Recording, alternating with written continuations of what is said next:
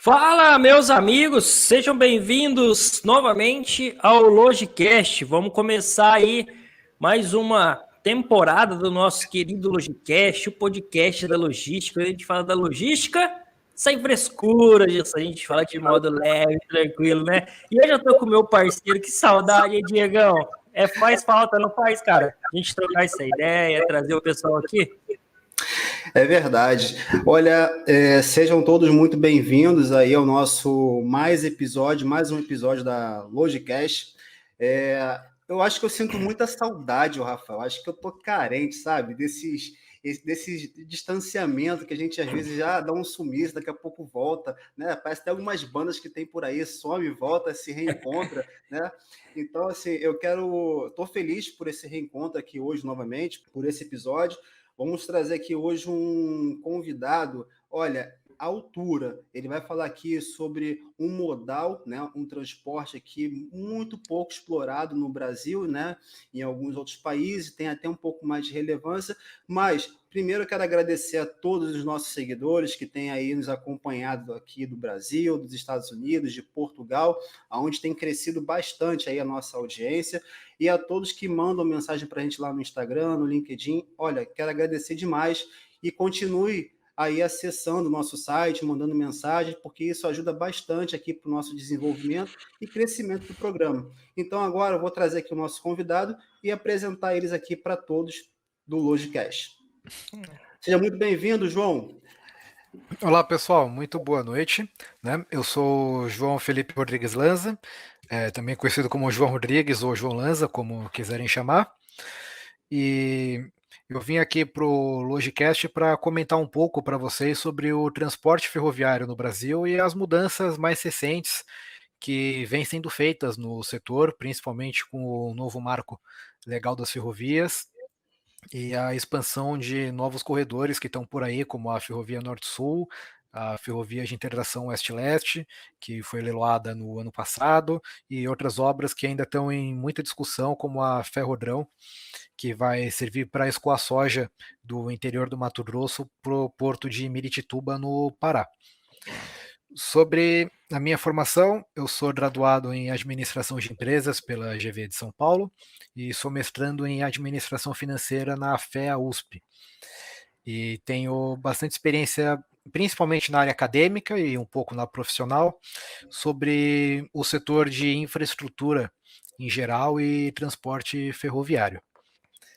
Gostaria de saber, os entrevistadores, o Diego, o Rafael, tem alguma pergunta para fazer para a gente começar? É lógico, João, com certeza. Falar Né? de transporte ferroviário, você acha que não vai ter pergunta, cara? Eu já tô coçando os beiços aqui de um monte de coisinha, mano. Não, e Perguntar. eu falei com o João aqui nos bastidores, né? Que já teve uns podcasts que nós gravamos aqui, que eu até comentei com alguns convidados que eu tinha muito interesse em trabalhar na área, né? Então, assim, trazer uma pessoa que é especialista, né, da área, que tem o conhecimento, a vivência, né? Vai ser muito legal para não abrir o meu conhecimento, mas também de todos que estão aqui acompanhando hoje o Logicast. Então, João, é lógico que a gente vai ter algumas perguntas, a gente vai falar também um pouco mais sobre a sua carreira, né? Trocar essa expertise aí, trocar essas experiências e também falar um pouco sobre o seu livro, né? Você que já lançou um livro tem mais ou menos uns 3 anos por aí? Sim, sim, foi lançado em 2020. Eu estou pensando agora em fazer uma segunda edição com várias correções e atualizações. O nome do meu livro é Ferrovias, Mercado e Políticas Públicas, as shortlines como solução para o transporte ferroviário no Brasil. Está disponível em várias livrarias, como a Amazon, Livraria da Travessa, Livraria Saraiva e Cultura, para quem quiser comprar. E quem comprar, por favor, não esqueça de avaliar para ajudar a divulgar o meu trabalho. Maravilha, maravilha. E para já iniciar aqui, o João, uma dúvida, né, que assim passa muito pela nossa cabeça. Por que que aqui no nosso país, né, há tão pouco investimento no transporte ferroviário, uma vez que a gente sabe que você tendo, né, essa questão tendo um investimento maior, as empresas investindo, você consegue escoar bem os produtos aí, né, por esse tipo de modal. Aí também a gente pode separar em dois momentos, porque a gente pode falar de transporte urbano e do transporte de cargas, né? E aí eu queria que você falasse um pouquinho mais desses desafios nesses dois modais, mas, lógico, focando mais no transporte aí de cargas, né? Pode ficar à vontade aí. Sim, muito obrigado. Então, para falar um pouco sobre o transporte de cargas no Brasil por ferrovia, o tema do meu livro aborda basicamente uma proposta que é conhecida como a proposta das short lines no Brasil, que me foi passada durante as pesquisas acadêmicas na graduação pelo senhor Jean Carlos Pejo, que na época era secretário da ALAF, a Associação Latino-Americana de Ferrocarriles. Não sei se vocês conhecem.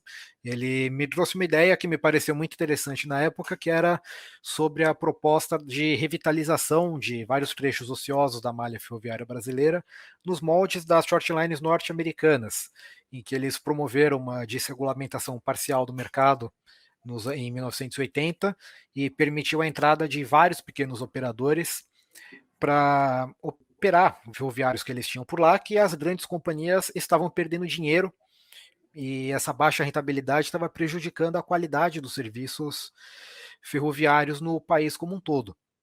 E essa proposta me pareceu muito adequada para a gente trazer uma possibilidade de revitalizar a parte da nossa malha ferroviária brasileira, porque, para quem não sabe, o Brasil tem mais ou menos 30 mil quilômetros de ferrovia, sendo que pouco mais de 10 mil somente são usados, e a maioria são corredores de exportação de commodities agrícolas.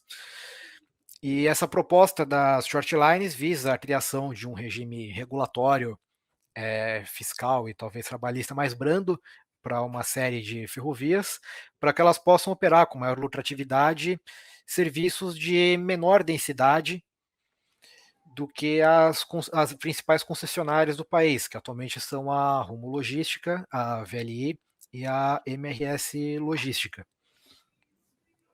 E principalmente trazer um pouco mais de concorrência dentro do mercado ferroviário, entre as companhias, para começar a disputar por mais cargas, além do serviço de commodities, e também aliviar um pouco o sistema, a malha rodoviária do país, né? Porque ajuda um pouco a tirar caminhão da estrada e ajuda também um pouco a replanejar o uso do modal rodoviário também no Brasil. A gente passaria a ter um sistema ferroviário mais apropriado para transporte de grandes volumes, enquanto o caminhão faria, por exemplo, um serviço de maior capilaridade na distribuição de mercadorias pelo território do país. E também que é uma grande oportunidade, né? O Brasil é um país de dimensões continentais, o que torna bastante apropriado o uso do modal ferroviário para jornadas de longa distância. Falando tudo isso aí, eu já vi algumas coisas, ô João, pode ser teoria da conspiração, não sei, mas justamente por causa disso que você falou, que a gente não tem um investimento na malha ferroviária, né? Porque você imagina quanto que não ia tirar de caminhão das estradas, certo? Isso aí ia dar uma diferença grande nesse segmento. É plausível isso? Essa informação? Que, tipo, pô, algumas coisas acabam, em vez de ajudar, acabam limitando esse investimento? Ou mais por causa das empresas mesmo não ter o interesse por todo esse desafio que você colocou? Então, na verdade é um pouco dos dois, né? Um pouco de que o Brasil acabou investindo muito na malha rodoviária e negligenciou as ferrovias, principalmente depois dos anos 50, o que contribuiu para que as ferrovias, mesmo ainda hoje, com os grandes investimentos que nós temos depois da privatização da década de 90, ainda tenham uma participação bem limitada na logística nacional, né, que é bastante restrita ao setor de commodities agrícolas para exportação, e também um equívoco que é essa visão de tanto de concorrência entre os modais rodoviário e ferroviário, né, porque ter mais ferrovia no país não necessariamente é tanto caminhão da estrada, mas a gente faz um uso melhor do caminhão, porque, por exemplo, uma mercadoria que entra de container no Porto de Santos com destino para Goiás, pode fazer, por exemplo, com uma malha ferroviária maior, a carga poderia percorrer a maior parte da distância de trem, e no interior de Goiás, em Goiânia, não sei aonde, você faz um centro de distribuição e as cargas são distribuídas por caminhão para o restante, para as regiões mais próximas. Isso otimiza também um pouco o modal rodoviário, porque o caminhão faz menos viagens, o caminhoneiro fica mais próximo da zona de atuação, não tem que fazer uma rota tão longa e exaustiva ao longo do sistema rodoviário para entrar, por exemplo, do Porto de Santos para Goiás, ou atravessar o Brasil inteiro de norte a sul, por exemplo, despachar uma mercadoria do Paraná ou do Rio Grande do Sul lá para o Nordeste, atravessar o país inteiro de caminhão. A carga pode fazer o grosso no trem e faz apenas as pontas rodoviárias. O caminhão faz mais viagens e viagens mais curtas, o que Otimiza melhora otimiza o transporte. Né?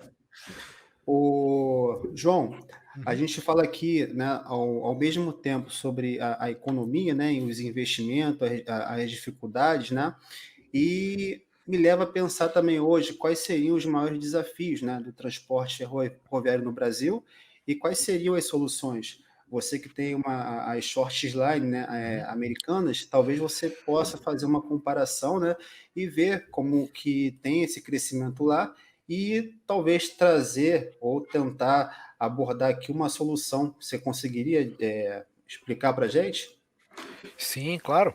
Então, o primeiro, além de mudar esse paradigma de tanto da concorrência do modal rodoviário com o ferroviário, o segundo seria também mudar um pouco o paradigma de que ferrovia no Brasil só serve para exportação de commodity agrícola ou mineral de um silo ou de uma mina para o porto. O transporte de outras mercadorias pode crescer bastante por ferrovia. Por exemplo, nos Estados Unidos, quase 1/3 do TKU deles, do volume de carga, é transporte de containers, e eles transportam muitas outras mercadorias, como siderúrgico, cimento, dranese e várias outras commodities, produtos químicos, enquanto no Brasil é praticamente tudo concentrado em minério de ferro e soja, e as outras cargas praticamente estão estagnadas, mais ou menos, desde os anos 2000. A gente praticamente só tem usado ferrovia para esse tipo de commodity de fluxo de exportação. Então a gente tem aquela situação em que tem investimento em ferrovia no país, mas os investimentos estão muito concentrados numa coisa só, o que acaba não mudando muito para a maioria das indústrias e para o comércio do país a dependência, a sobrecarga do transporte rodoviário, e nem aliviando tanto o sistema rodoviário nacional.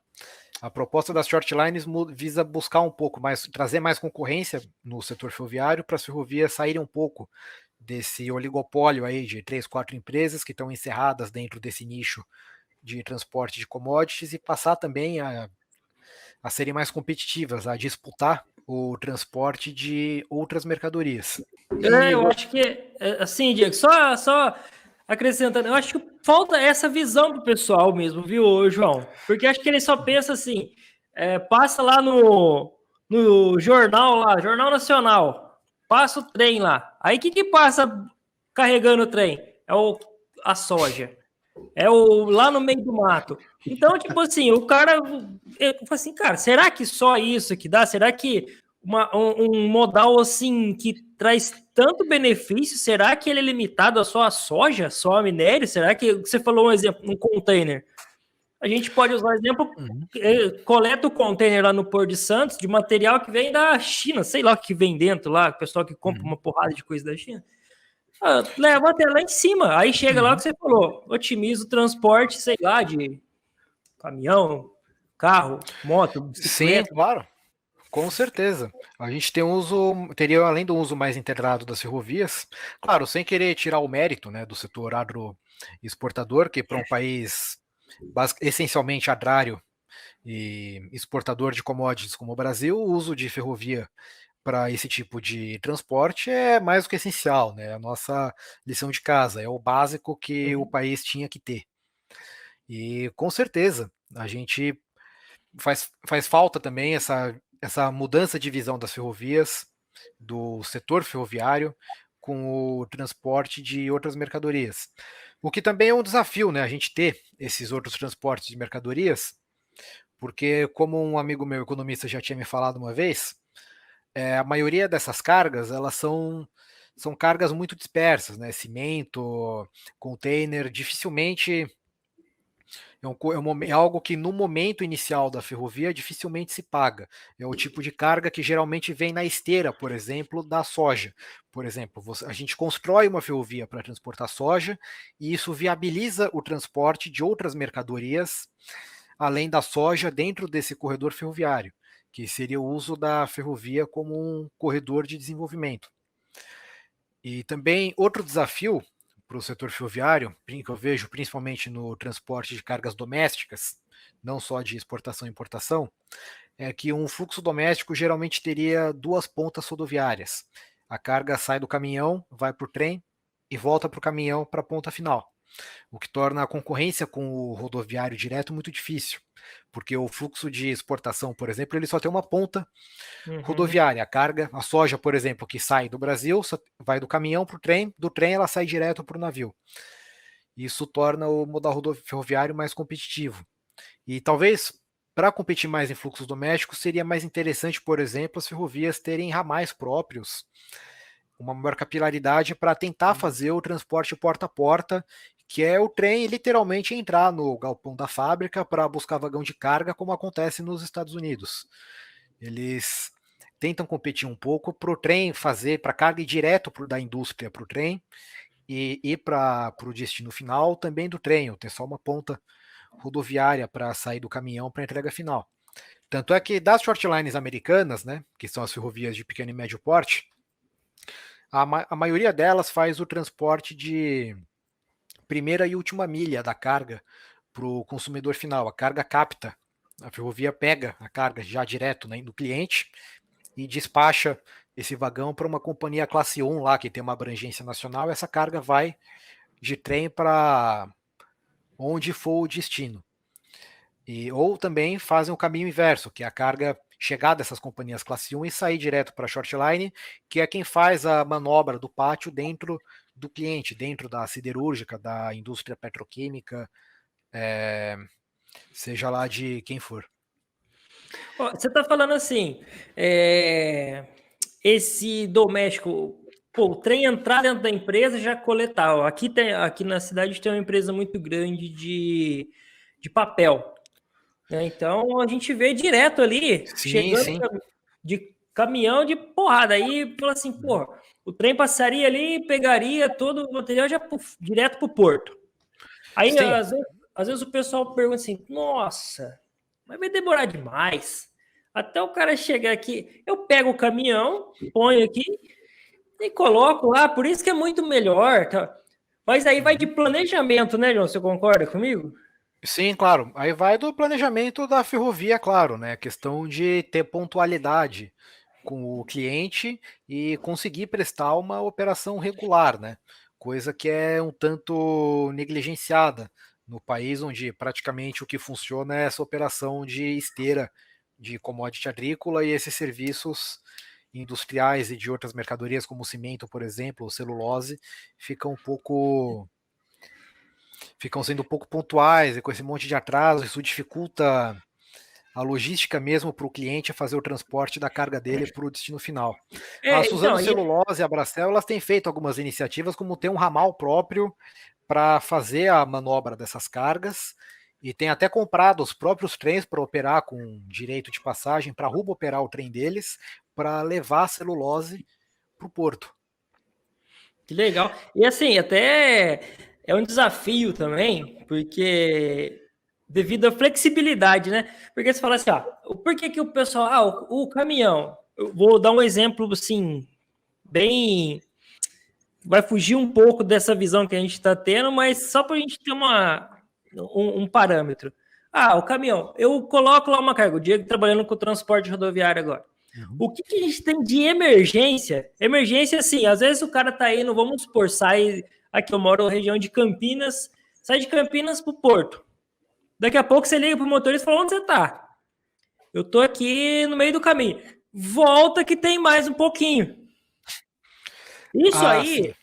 atrapalha, porque como que não vai ter rotatória pro trem? Só se eles fizerem uma rotatória lá pro trem. Aí é o que tá falando, exige um planejamento, não é? É isso que às vezes o pessoal. Eu em sala de aula o pessoal sempre falava isso, porque, mas aí acaba colocando essas perguntas, sabe? O trem, a ferrovia dificulta devido à flexibilidade.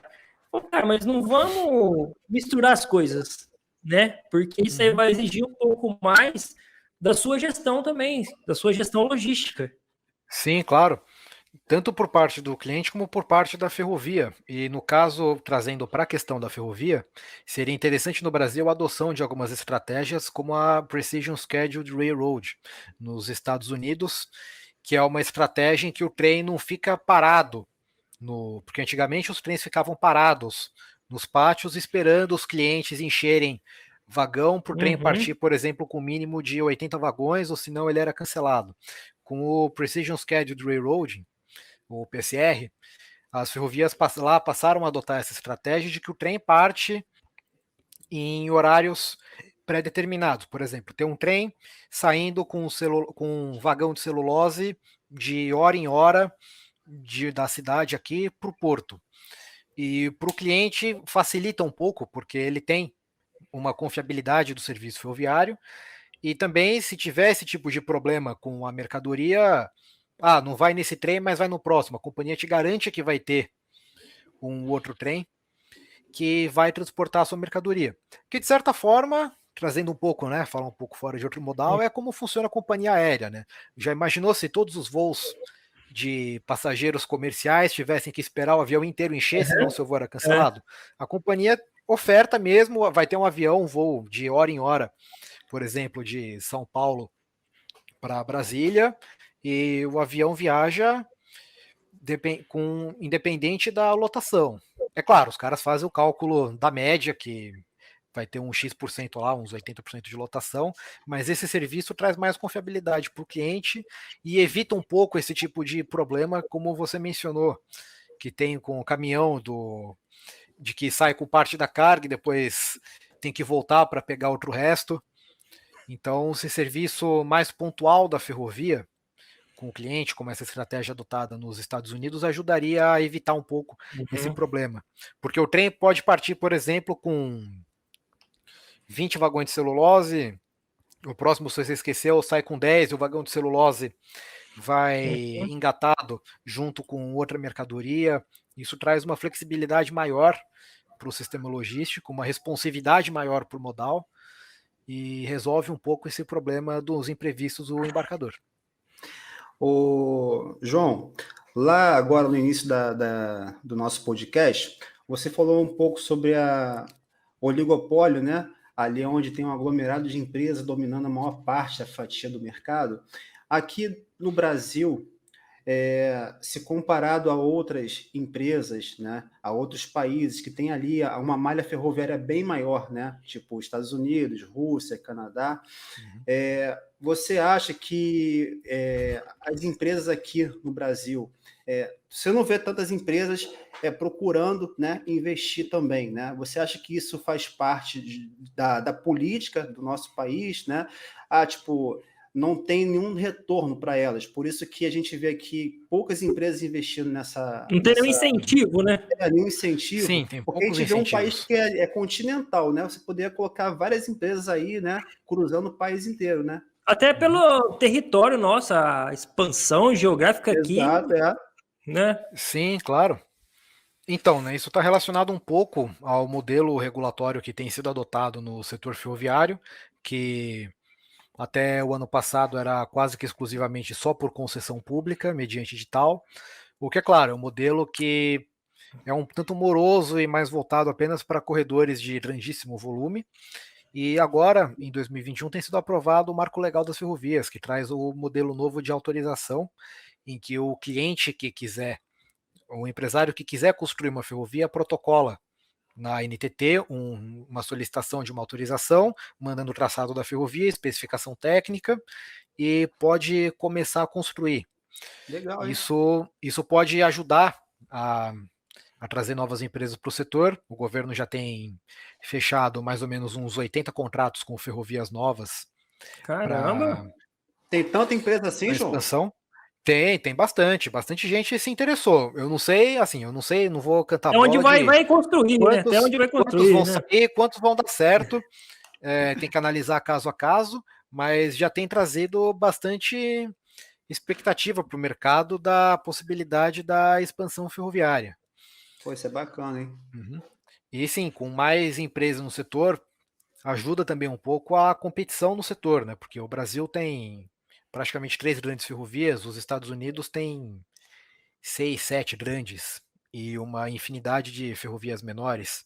Na Uhum. Europa é um outro sistema de gestão, mas eles também têm vários operadores ferroviários, que o sistema deles é desverticalizado, né? O governo é proprietário do trilho, se você quiser operar, você compra o trem e opera dentro das grades horárias definidas. E vários países lá, como a França, a Alemanha, têm centenas de operadores competindo entre si dentro da malha ferroviária. É uma outra abordagem que foi tentada no Brasil, mas foi abandonada, mas que também tem contribuído para trazer bastante competição para o mercado de ferrovias. Legal. Foi um dia desses que teve uma matéria agora num jornal grande aí, até mostrando a falta de segurança na malha ferroviária, né? Se eu não lembro qual era o tipo de material que essa locomotiva transportava, mas ela passava por um centro, né, urbano, e por onde passava, pessoas iam entrando isso com o trem em movimento, né? Ia retirando Sim, os produtos. Ou seja, quando a locomotiva chegava no destino, o rombo já era bastante. grande. Né? Uhum, Eu fiquei de bobeira, porque tipo, a locomotiva em movimento, vamos botar os piratas, vamos colocar assim, né? Eles uhum. com o trem em movimento tirando a mercadoria. No final, ou seja, o prejuízo era grande. Será que essa falta também de segurança não assusta também as empresas a não quererem competir e entrar nesse mercado? Bem, sinceramente, eu não sei, né? Porque, bem, roubo ferroviário de carga ferroviária existe, mas é um tanto mais incomum do que o roubo de mercadorias que nós temos dentro do sistema rodoviário, né? Uhum. Mas sim, a questão da segurança com certeza é essencial para uma boa operação de qualquer modal, né? Por exemplo, no caso da ferrovia, seria ter pouca passagem de nível para evitar acidente com carro, bons sistemas de sinalização para evitar isolamento, segregação das faixas de domínio para evitar invasão irregular, moradia irregular e gente trafegando na linha do trem. E com certeza isso é válido para qualquer modal, né? Para rodoviário também, né? A gente ter por exemplo, nas rodovias, como tem sido bastante implantado lá no Paraná, aquelas pistas de areia para frear caminhão que perde o freio. Ah, Isso é sim, sim. essencial para a redução de acidentes em qualquer modal. Ô, João, e você colocou lá, a gente falou assim, né? Qual que é a vantagem, né, do modal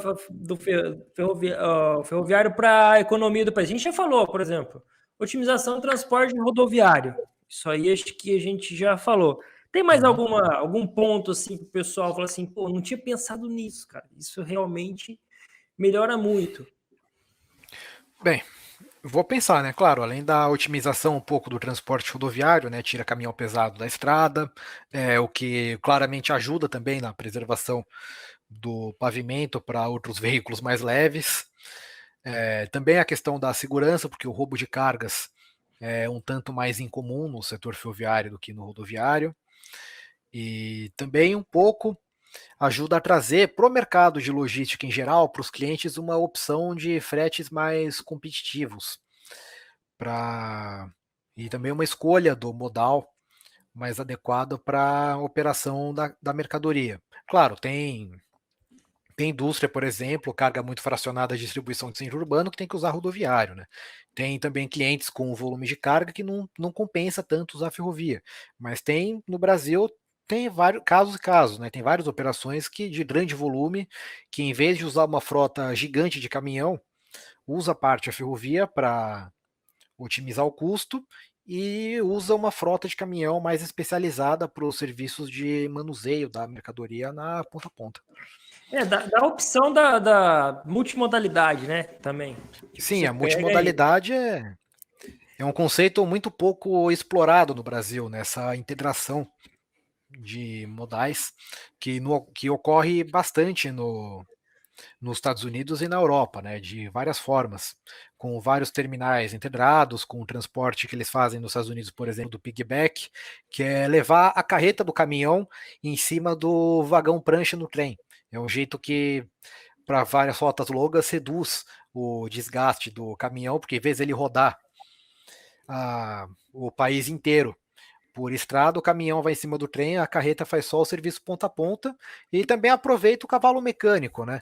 Que fica locado dentro de uma região mais específica, fazendo só um pedaço da operação rodoviária. É uma operação bastante interessante que eles fazem Olha pra você por ver. lá e que poderia ser implementado um pouco no Brasil, por exemplo, na ferrovia Norte-Sul, né? Então, ó, quanta opção que a gente já falou aqui, Uhum. que dá para trabalhar investindo em ferrovia, né? Olha, o caminhão pegar carona, nunca vi caminhão pegar carona, eu tenho vi Isso agora. acontece nos Estados Unidos. Para quem quiser ver, é só digitar no Google Piggyback Train no YouTube, que dá para ver vários vídeos de caminhão pegando carona em trem. Não Olha que vai o legal. cavalo mecânico, Já vai vi a carreta. container duplo na locomotiva em cima do É, trem. Já vi caminhão em cima da balsa lá no norte do país. Agora, caminhão em cima do. Cara. Legal. a Ô, logística João, deles vai a carreta, eles transportam a carreta no trem, desce no pátio, põe no cavalo mecânico e faz o caminhão sua entrega final, poupa o pneu da carreta de rodar não sei quantos mil quilômetros. esse Então, olha empresário a é economia. esperto, hein, ô Rafael? Uhum. Cara, então, mas é que eu falo pra você. Às vezes falta isso aí também, né, ô Diego? Esse bate-papo que a gente tá tendo aqui, olha quanta informação que a gente tá trazendo. É Esse também verdade. já é um desafio, né, ô João? Às vezes, a falta de conhecimento de quanto esse modal pode ser explorado, né? Sim, tem várias formas. Com certeza tem várias formas de integração dos modais para fazer operação de transbordo e fazer isso de uma forma um tanto mais eficiente, né? Porque do Brasil você mudar a carga de modal é um processo muito caro, é muito ineficiente. Nos Estados Unidos E, eles têm várias formas de ô, fazer João, essa integração entre o modal. Também eles têm muito entre fluvial também, né? Que falta no Brasil também. assim, eu como profissional da logística, lógico, né, nunca trabalhei no ramo ferroviário. A gente tem várias curiosidades. Uhum, Acredito também que os nossos seguidores, quem está escutando aqui agora o uhum, Logicast, né, tem curiosidades, né, de saber como é que são os bastidores do transporte ferroviário. A gente às vezes joga dentro no YouTube aí o nome de algumas uhum, empresas grandes e a gente acompanha só alguns pedaços, né? Maquinista viajando, atravessando lá a malha ferroviária, uhum. né? Alguns funcionários que colocam ali. Agora, você, como especialista ferroviário, que fala assim: olha, eu conheço boa parte do transporte pelo mundo afora aí, Uhum, talvez experiência, né? Na sua dissertação, eu queria que você trouxesse para a gente aqui uma curiosidade, talvez, que tipo assim, uhum. ó, isso aqui eu tenho certeza que quase ninguém conhece no transporte ferroviário. Teria alguma curiosidade assim para compartilhar? Vou pensar. Mas, enfim, sobre a minha carreira mesmo, eu também nunca trabalhei com ferrovia. Eu trabalhei numa empresa que prestava serviço para ferrovia. E a Ah, nossa legal. operação era aluguel de maquinário linha amarela para as companhias ferroviárias, para a Rumo e para a VLI. Porque, por Uhum. exemplo, em alguns pátios ferroviários, eles têm um tipo de manobra que não compensa usar uma locomotiva manobreira. Eles usavam é, a pá carregadeira de construção civil com engate ferroviário acoplado para puxar e empurrar os vagões dentro do pátio. E também algumas trades no setor de commodities agrícolas usavam escavadeiras e tratores para o manuseio das commodities agrícolas, principalmente soja, dentro dos terminais. E era uma operação que a gente prestava com um serviço impecável, porque para a ferrovia, para o terminal, esse maquinário, um trator, uma escavadeira, é um negócio que é 0,5% do capex dos caras, mas sem essa pecinha minúscula, a operação deles inteira parava. Então a gente alugava o maquinário e prestava também o serviço de manutenção. A máquina quebrava, o cliente não tinha que se preocupar em operar a máquina, que não era parte da operação da ferrovia, operar para a carregadeira. Então, a gente prestava um serviço que, se a máquina quebrasse, por exemplo, em 2 horas já tinha o mecânico da empresa lá consertando a pá carregadeira, o sistema hidráulico, que é coisa que dá bastante falha nesse tipo de maquinário, e em 2 horas a máquina já estava funcionando de novo para o cliente. Ou quando não, mandava outra máquina nova e te tirava a que estava quebrada no caminhão prancha para o cliente continuar a operação o mais cedo possível. Era nisso que eu trabalhava. E é uma parte da ferrovia que acho que pouca gente conhece. Ô, João, falando um Ferrovia é um pouco mundo bastante complexo. Não, e assim, eu estava prestando um serviço em outra cidade e lá tem um... É muito forte lá, é uma cidade pequena, só que tem uma linha que passa no meio. Uhum. E a hora que você vê aquele negócio passando, gigantesco, você parece criança, de verdade. Né? A hora que você começa a olhar, um negócio gigante, não para de passar, você fala, cara, que é isso, cara? Parece, sabe quando você vê um brinquedo assim? Uhum. Pô, não parava. E o mais engraçado é que a gente fica contando, né? Sempre acontece isso. Eu também adoro quando estou no interior e vejo o trem de carga passando com aquele monte de vagão. Não, você fica contando e você erra a contagem, né? Porque você perde a atualmente está para fazer a operação com 120 vagões. É uma composição enorme. Caramba. Não, e outra, se você tiver que passar pela linha, você pegou um deles no meio, você vai chegar atrasado. É verdade. Então planeja também, aí é bom você ficar sabendo a linha aí do trem da sua cidade, senão você chega atrasado. É, sim, é verdade. Ô, João, eu queria que você falasse um pouquinho do seu livro, né? A gente dissertou lá um pouquinho no início desse programa, e agora eu queria ter uma oportunidade, deixar aí a oportunidade para você falar um pouquinho do seu livro, a experiência, como que foi lançar esse livro, né? Quais são a base, né, que você usou ali. É interessante, eu entrei um pouco lá no seu Instagram, eu vi um pouco do seu livro, né? Depois eu vou deixar aqui também o seu Instagram, o LinkedIn, para os nossos seguidores também poder acompanhar lá o seu trabalho. Você deixar o link do livro também, a gente deixa embaixo do livro também, entendeu? Sim, e com certeza. Podem ir lá e comprar também o seu livro. Fala um pouquinho aí dessa tua obra também, de arte. Sim. Então, né, sobre o processo, bastidores, né, da publicação do livro, foi um processo bastante inovador para mim, eu não tinha ideia de como publicar livro.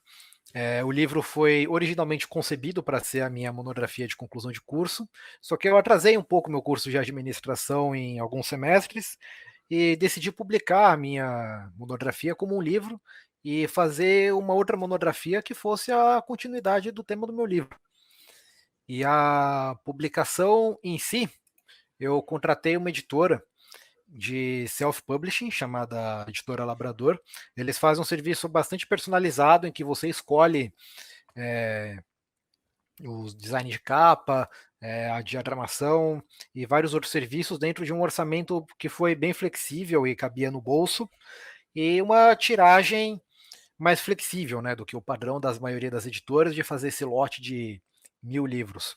Eu produzi só 300 na primeira impressão, e graças a Deus o livro foi um sucesso, já vendeu todos os exemplares e vai entrar agora no modelo print on demand da Amazon, né? Em que o livro, isso mudou a logística do livro, né? Porque o livro antes ele era produzido empurrado para ir para o estoque da livraria.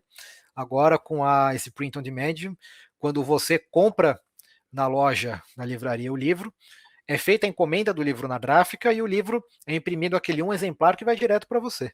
Isso barateou bastante o custo de produção dos livros. E o preço de venda também, que saiu bem mais acessível. E quando você fala assim de políticas públicas, você fala mesmo a fundo sobre essa questão ou é só o título para poder deixar assim, o pessoal curioso? Sim, abordo a questão das políticas públicas e abordo algumas questões que são até importantes das políticas públicas do setor de transporte para incentivar também o uso do modal ferroviário e uma maior integração dos modais ferroviário e rodoviário e ferroviário e fluvial. Por exemplo, uma delas, que é de grande sucesso nos Estados Unidos, que é o Programa de Crédito Tributário 45G, que foi feito para para as short lines ganharem créditos tributários, em retorno dos impostos que elas recolhem para o governo, na forma de crédito para financiar a manutenção da infraestrutura, porque muitas delas pegaram linhas que estavam em péssimo estado lá nos Estados Unidos e tiveram que revitalizar as linhas praticamente do zero. Estava tudo com dormente podre, sem lastro, trilho velho, tudo desalinhado. E o programa tem sido um sucesso lá para eles para revitalizar esse tipo de infraestrutura que de outra forma seria abandonada, né? E seria uma estratégia interessante no Brasil, porque grande parte das linhas ociosas que a gente tem no Brasil são linhas que não vêm tráfego, algumas não vêm tráfego faz 20, 30, mais de 10 anos, 20, 30 anos, que não passa trem por ali. E esse incentivo do governo para ajudar na revitalização da ferrovia, ou talvez até isenções fiscais, por exemplo, para importação de maquinário, de trilho, locomotiva e vagão. Da mesma forma que a gente tem, por exemplo, com o financiamento de caminhão, também ter algum programa de financiamento para o transporte ferroviário, para facilitar, incentivar a compra de material por parte das ferrovias que vão entrar nesse mercado. Seria uma proposta muito interessante para o Brasil. Eu vi uma vez num documentário, não lembro a cidade que é, mas acho que, se eu não me engano foi no Centro-Oeste, uma linha que foi construída aqui no Brasil, aqui no Brasil, que ela não foi usada, ela nova, recentemente, foi construída e ela não foi usada. Acho que foi um pedaço da Norte e Sul, né? Que ainda não estão usando, né? Ainda falta construir os terminais e várias infraestrutura complementar na ferrovia para operar. Porque não adianta só fazer o trilho, tem que fazer, por exemplo, o terminal de carga, terminal com equipamento para transbordar container do trem para o caminhão, para passar produto, para esvaziar tanque. Tem toda uma infraestrutura complementar além do trilho que falta um pouco na ferrovia Norte-Sul nesses corredores novos. Não é só chegar e tombar o container lá no destino. Claro que não. Vai estragar a mercadoria do cliente que comprou no container, pô. Tem que pegar o container com cuidado, tirar do trem e colocar no caminhão. Senão, fala assim, ó, o cliente que se vira, cara, arruma a máquina e tira lá que tá aqui, ó. Se você não tirar, eu pego, vai embora. Claro. João, a gente sabe que o nosso tempo ele é curto, né? Sim, claro. Só que eu já vinha falando até para os mais próximos, né? Eles já estão até ansiosos esperando por esse podcast, porque a gente veio conversando nos bastidores, onde eu trabalho também, eu falo muito sobre os convidados que a gente traz aqui para esse programa. Ontem a gente já deu ali um spoiler, né, no nosso Instagram, e eu espero de coração que aqueles que estão aqui acompanhando esse podcast curtam demais esse tema, porque, assim, para mim é muito legal, tá? É interessante demais, e trazer um especialista da área, né, para poder contar um pouco mais as dificuldades, sobre a questão da economia, né, as vantagens, e também um mercado, onde você falou lá durante o programa, é muito legal. Talvez tenha aqui pessoas que estejam estudando, ou até mesmo fazendo um trabalho, né, na própria faculdade, e talvez tinha uma dúvida em relação ao que apresentar. E talvez com essa sua dissertação aqui, a pessoa, vou falar um pouco mais sobre a malha ferroviária, né? Nossa, imagina o tanto de assunto que não tem. Só a gente já falou claro. aqui, acho que abriu a cabeça. O cara falou assim, cara, eu posso explorar isso aí que eu vou ter assunto até. Sim, claro. O podcast eu acho interessante porque é uma forma mais contraída de trazer ideias, até ideias diferentes e mais pontuais do que normalmente você tem fazendo pesquisa, por exemplo, em artigo científico ou em monografia, TCC, dissertação de mestrado. E apesar, é claro, né, dá para falar de ferrovia aqui a noite inteira, mas creio que nesses 45 minutos deu para explorar de uma forma bem condensada e completa o tema do transporte ferroviário aí para o pessoal que está ouvindo. Não, já deu para o pessoal que se interessar. Pode ter certeza que eles vão pesquisar mais. Fala assim, cara, eu vou sair daquela visão ali restrita que eu tinha ali, que era só pegar o milho lá no meio do mato lá e levar no Porto, não. Pode ter certeza que a galera vai... Sim, É claro. bacana demais isso. Ô, João, Sim, claro, eu as escuto pessoas... podcast. Pode falar, João. Eu escuto podcast, às vezes é interessante trazer com uma conversa com um especialista, te permite aprender um pouco. Para mim, serviu para aprender muito sobre, por exemplo, como funciona modal hidroviário, como funciona a navegação marítima no Brasil, de uma forma que não é tão chata como ficar lendo artigo científico explicando como funciona Sem falar que operação às vezes a gente portuária no Brasil. não entende nada, né, ô, João? Vamos combinar. É igual advogado, nada contra advogado, mas manda um documento pra você.